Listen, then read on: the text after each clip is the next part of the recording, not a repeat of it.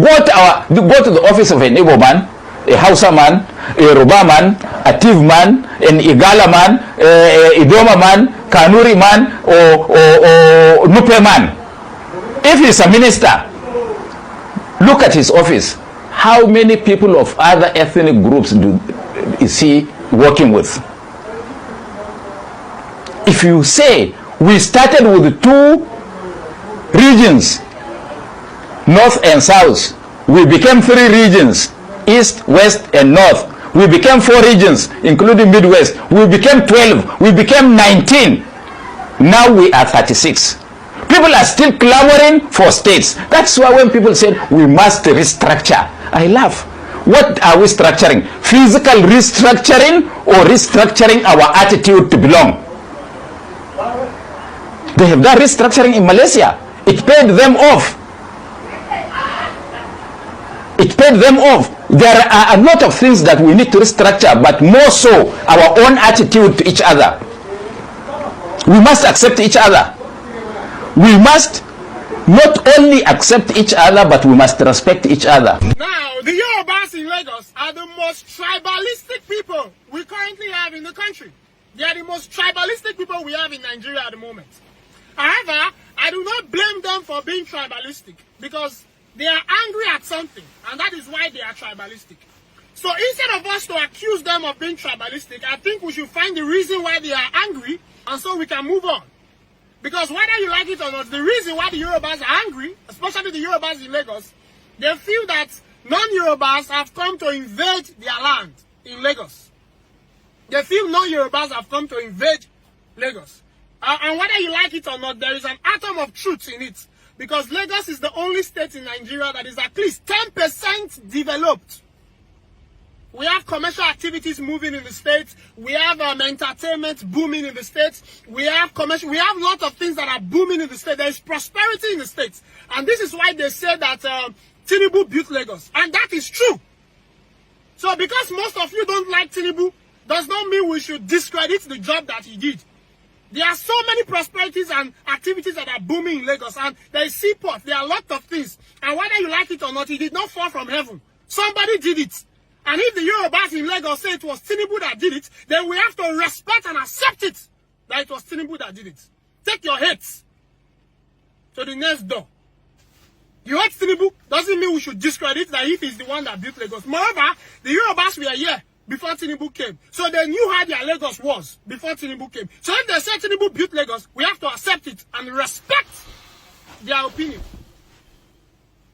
So this is why lots of people are coming here. The Igbos, other tribes, they are coming here to Lagos to do business, to do other activities, entertainment, etc. And now, the Yorubas are feeling that they are no longer in charge of their land. That's how they are feeling, that they are no longer in charge of their land. However, to the Yorubas, you are not a victim in this claim. As a matter of fact, you had a part to play. These lands that you are saying the Igbos invaded, per se, or took from you, the Igbos never invaded your land. They bought it. Your ballers, your obas, the head of your families, they sold those land.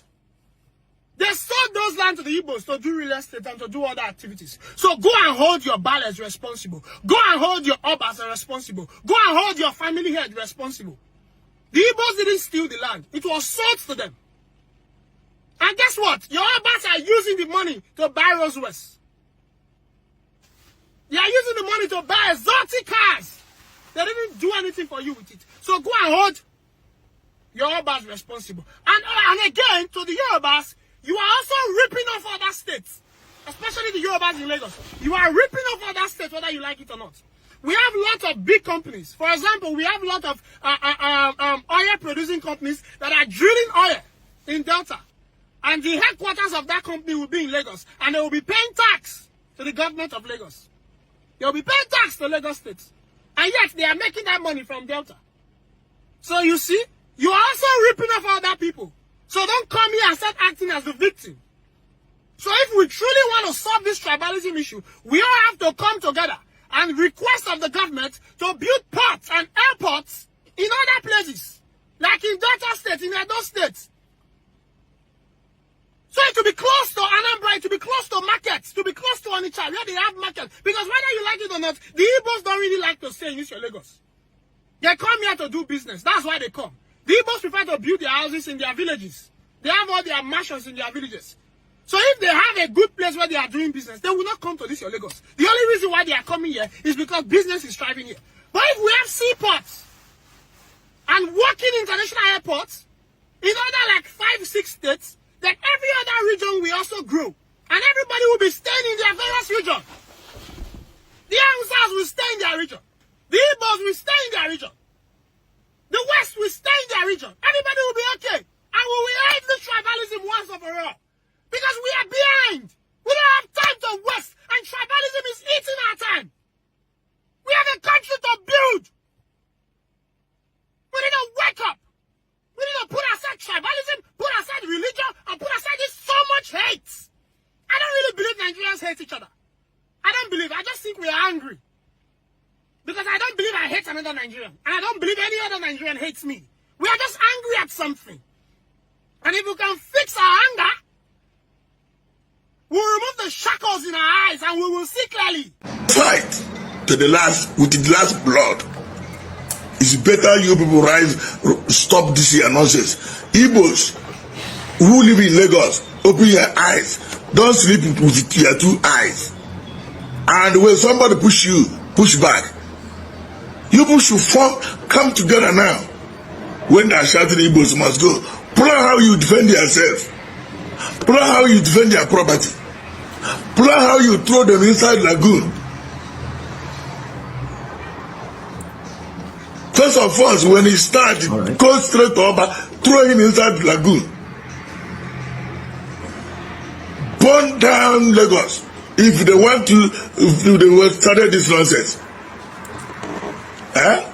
What is wrong with you? See me see trouble. We came to Lagos to build Lagos. Lagos is full of water. The Megwo Louis Ojukwu, Hebrew, all of them, they come to build Lagos. After all, Lagos belong to the first power of Lagos is from Benin. Now you are coming to claim what you don't have. Why are you claiming what you don't have? You are claiming what you don't have, and you can't give what you don't have. Who said Lagos belong to you? Enough is enough.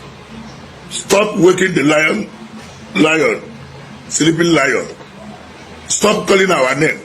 Dismantle all this nonsense you are sharing in social media and warn your people.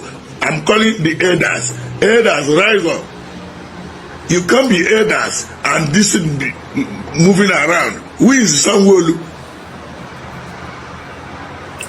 Who is Sanwo-Olu? This is an imbecile. Call himself Sanwo-Olu. Very wicked human being. Whatever you people do against Igbos will come back to you, hurt you. If it didn't hurt you, it will hurt your children, your generation. He said.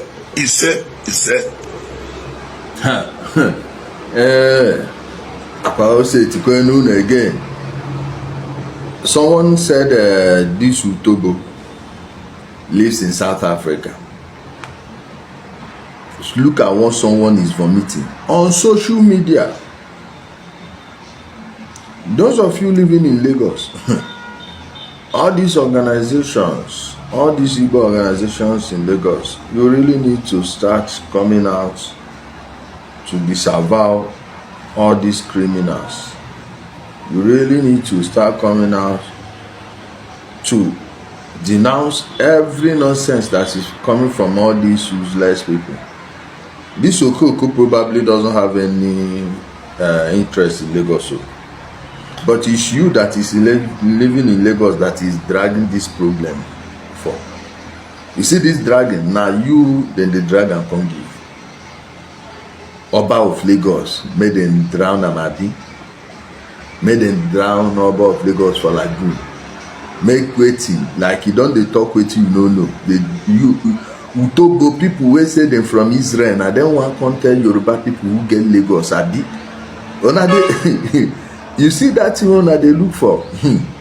Those of una dey Lagos, they do business, they get property for Lagos. Shebi una don dey push for regional autonomy. And they don't follow another, they come for regional autonomy. No worry, make they bring that regional autonomy. Maybe this nonsense where this Utobo they talk now, ain't go make them put non-indigenous tax, business tax on you. By the time you see this warning, this rain wey una dey drag, the day where you go for this check where all these idiots they write on a name, the day wey una go cash am. Me I dey talk am because I get many precious things for Lagos, so I know why many of them dey hot because of one Togo, one also. You no go in village, you know they in village they do this video, but you don't dey create problem. Some people go there they applaud am. I feel say none of my friends they support all this rubbish. Those of them they support am, go on, continue. May or no, but don't know eje.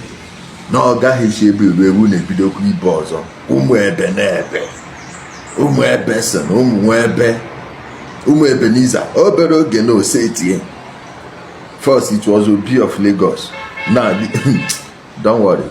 More na continue. No be here we dey look on. We go see how it go end. There's the ongoing argument of whether Tinubu actually built Lagos. Alhaji Lateef Jakonde is highly reputed to being one of the builders of Lagos. But not to take away whatever Tinubu did, Tinubu commercialized Lagos, was able to feed on the opportunities available, saw a bit of potentials and invested or attracted massive investment to be able to open Lagos up. All of those foundations have been built, and well done to Jakonde and a couple of others. Of course, remember that Lagos used to be a colony and at some point was the federal capital territory. But however, there must be a balance to some of these things. And I tell you the facts. I respect Kotigoma's insight. The first line was triggering. It triggered a lot of people. But if you listen, you will know that he tried to create a balance. We must also agree as a people, and that's why it's painful. And I said to somebody in Tinubu's camp, I don't want to mention his name for the sake of it for now. We had a conversation about tax and all of that. And I mentioned, I say a government that did not put in effort. There are two things that you will fault the Tinubu's government for.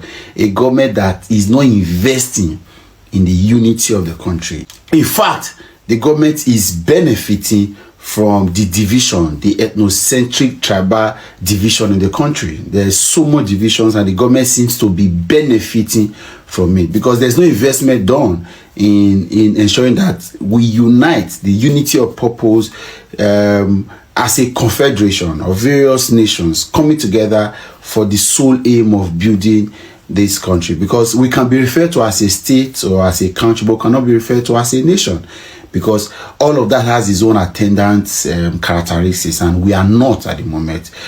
We are miles apart from each other now. Then we must also say at this moment, adding to what Scott has said, if this government wants to actually help the country and ensure that Lagos owns their Lagos, they should decentralize all of the commercial activities that is in Lagos. Because I cannot imagine in 2025, I think it was last year it was reported, LAPO, Lift Above Poverty organization, right, that was founded in Benin in the markets years ago, headquartered in Donsi Road, Benin, between Apabava and Mission Road, right? Is it Apabava? Yes, Apabava, yes, and Mission Road, just across Fesi Secular Road, headquartered there, owned by a Benin man, Godwin Egiahumoswe, was reported to have been told to relocate his headquarters to Lagos.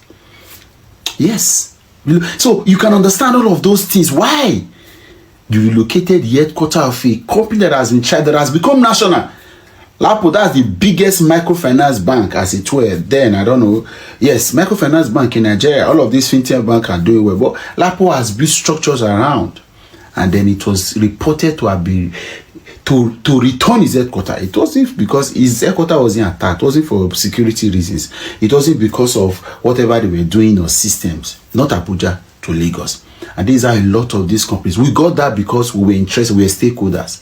A lot of these companies, you see what? So why are you choking? Lagos already choked. You are still choking Lagos with CBN, with department, with NNPC. So instead of you to allow seaport to thrive, a lot of ignorant people are saying illegal. No.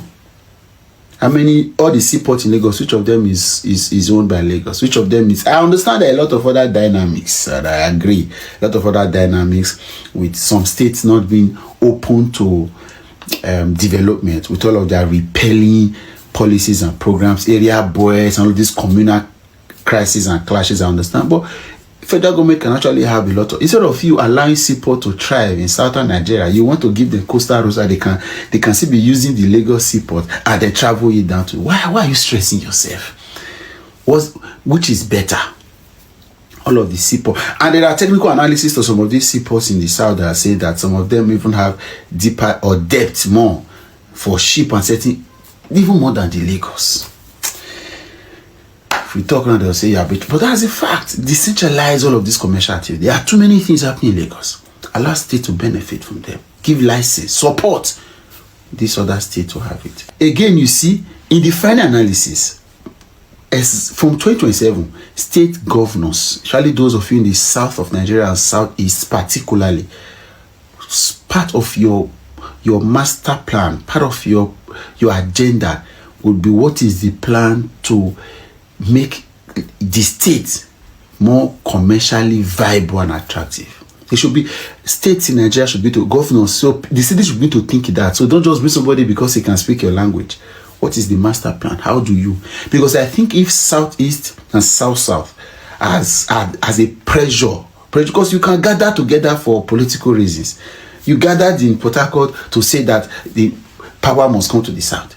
Southeast can gather to say, oh, let's do this. Why can't you also gather for commercial activity, for commercial things, how to commercialize the environment? If all of you in the south and southeast ask that at least 4 seaports should be functional, and you put it as a, I never ever feel the mommy they release on the canoe. I don't even know what they do. So a lot of this puppet that has, just like how people say that presidents in Nigeria are puppets of the West for them to be manipulated. That's how these puppets are also, there are other further puppets in governorship that take instruction. No, as much as you are not in competition, you should have governors that are independent in nature. They are thinking. Go and look at governors in America. They are challenging Trump and his policies. Trump will talk like this. A governor will reject. In Nigeria, you don't go see that kind of thing. Many presidents talk on your mandate or zoo, goats everywhere. On your mandate, you fall. Elect governors that have sense. That's where to start. Lagos got it right with Tinubu, and it has opened them up to them. So elect governors that can begin to lay foundation for your own prosperity. I will blame Lagos. You talk to your governors too. Your governors are also messing up. See Abiana. See what Alessoti they do. So now the governors say this is 1999. I beg you. On the side of the Yorubas, on the other hand, no matter how exposed where Yoruba man be, in fact, it be like saying that the elite itself, the ones who go school pass, when live abroad pass, you can see a Yoruba man will be mayor for New York, will be mayor for London. If you come back to Nigeria, he go still be tribal bigot. See why they talk, there's an exception to the rule, but mostly, generally, Yoruba people waiting make their own bigotry, tribal bigotry bad. They say the people when supposed know, enlightened people, they themselves too fall short of the same thing. They are tribal bigots. So most of these people when they see online, most of these Igbos when they see online, when they say before you talk, they go insult you. We know their level of education. We know where they belong. Igbo man when go school, Igbo man where they prepared. If you tell them anything, this thing go try debate with you, tell you say this one, he go draw your attention to certain things. Now so it be. And why this thing they happen, we say, now the culture of both tribes, now because the Igbos by nature are acephalous people, kind of. As they say in their language, Igbo, they don't respect a central authority. That is why you go see Igbo man, this one they talk this one, this one they talk this one. Even for their place, the chief, the rich man go talk this one, the other one go answer and talk the other one. The Yorubas are not like that. The Yorubas on their own side, the Yorubas have this central system of government whereby somebody, an Oba or their leader says something and they all have to adhere to it without even questioning it. Ohun tó bá wí, òun lábẹ́gẹ́, kind of. That is, whatever the king says is what is the rule. You understand? So anybody that finds himself in the position of authority, whether na crook, even in the garage, in the all this garage where they see all these touts when they there, they get their head. Anything where you talk, the rest no fit tell and say no be like that. That is, the Yorubas have that kind of a thing. Now they make their own kind of tribalism. They somehow, they deep rooted. It's like it's a cultural thing. Good day to our viewers all over the world, and welcome back to Local Journal. We've listened to everything the speaker said in the video, and if I'll be very honest with you, they all made a valid point, and everything they said quite well resonates with me. You see, the problem we are having today in Nigeria is a foundational problem. It never started today. It's a problem that started right from the very time this country was formed. Our leaders then were people who played divisionary and tribal politics. They played the regional politics, and that is what is affecting the country today. And so I want to add to this in my own opinion. The thing is this: if you are hosted by a host community, you as a non-indigenous needs to respect your host community and don't rub your success on their faces. The fact that you're being successful more than them, even after giving you their land for free, does not make you better than them, and that you're succeeding does not make you more bright or more intellectual than them. So don't rub this success on their faces or come to the media to denigrate them or to say to their faces that Lagos belongs to everybody. If you keep on saying that, there's no way you are not going to anger your host community, and this is what brings about all this resentment that we are seeing in recent times. And I urge everybody to be tolerant in Nigeria. Every tribe needs to be tolerant. In as much as we know we have our differences and we are not united, we are not one, we need to tolerate one another. And so I don't want a situation where one person will be pushed on the edge, and if the person tries to react, they term the person as being tribal. To be very honest, there is no tribe in Nigeria, there is no tribalistic. Just like one of the elders in the north or from the north spoke in the video that there is no office you go today in Nigeria that is controlled by one particular tribe that doesn't keep his own people there, or maybe that doesn't employ his own people there as a subject. And that has been the very and this has always been how Nigerians act and Nigerians behave. It's not as if it's accredited to one particular ethnic group or one tribe at all. Anybody that goes into any position or attain any position in Nigeria tries to bring their own people there, and it has always been like this right from the very beginning when this country was formed. So we can't say, okay, this tribe are the most tribalistic in Nigeria and this tribe are the most untribalistic in Nigeria. Probably this tribe are the most intolerant people in Nigeria. You can't accrue that to, or maybe you can't arrogate that, or maybe accredit that to any particular region or any particular tribe. As much as we need to be tolerant of one another, we also need to respect ourselves. We need to respect our individuality. We need to respect our differences. We need to respect our host community. We need to respect everybody so that we can all do things as one, and so that we can all stay and coexist together without having issues or having to be dealing with this issue of trying to settle tribal core and tribal difference we have in this country. And if you notice very well, the truth about this whole thing is this: if you are amongst these people that promote this ethnic division and the way people we have in Nigeria just to score their own political score and to use that to their advantage, because you see, average people on the street like you and I, we don't have any reason to be tribal to ourselves. We don't have any reason to nurture hate towards ourselves. But the thing is this: our psychology has been turned around, has been messed up by these people who are in the high places and who are trying to use our head and who are trying to use it to their own advantages.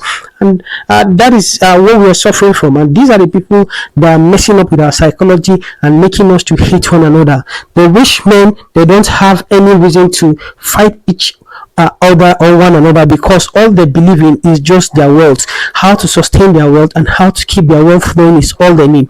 So when it comes to making decisions, this is what they think about. They don't think about any tribal BS, you understand? They think about their wealth alone and how to continue to sustain their wealth for their children and great grandchildren, so that their lineage will not suffer again. But anytime that they want to attain that, or anytime they want to take advantage of the masses, they try to bring or make use of of tribal sentiment, or maybe they try to make use of tribalism as a way, as a tool to score their political point, or to attain any position they want to attain, or to get whatever they want to get. So the masses need to be very, very conversant, or maybe we need to be conscious of this act of politicians and how they try to drive all these things. You see, we can't develop as a nation if we continue to live this way. If we continue to be divided, there's no way Nigeria is going to make a headway. If we continue to like insult one another, to be intolerant to one another, to denigrate one another, not to respect one another, not to respect our host community, or not to even respect people who we are hosting, it's not making any sense. There's no way we can develop as a country. As much as the Igbos are bringing their own contribution, their commercial contribution, economic contribution to the regions they go, of course, they also are also benefiting in return. And so the respect should be reciprocated. You understand? Everybody should respect themselves so that we can live together cordially and do things together, and live with coexist with one another without having any issue, so that these rich men that are trying to cause division between us will not have the laugh last, or will not laugh at last. You understand? Or laugh last. So this is what I have to say. Can you drop what you have to say in the comment section? And if it is your first time to visit our channel, please can you like, share, and subscribe to our channel.